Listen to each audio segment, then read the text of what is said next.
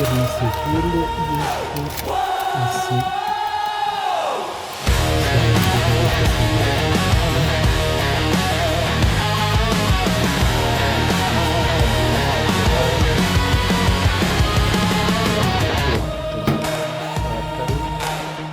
Que es un cachito más largo, pero con la nariz hacia abajo.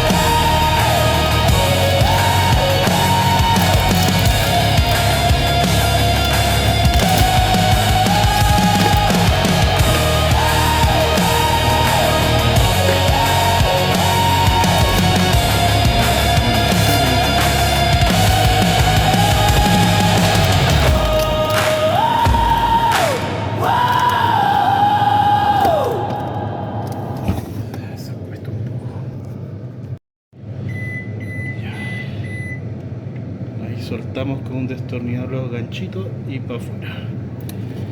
Entonces este Ice Maker, si yo hago así, no sale porque es muy angosto. Este tiene como una forma, tengo que girarlo por allá, le doy un giro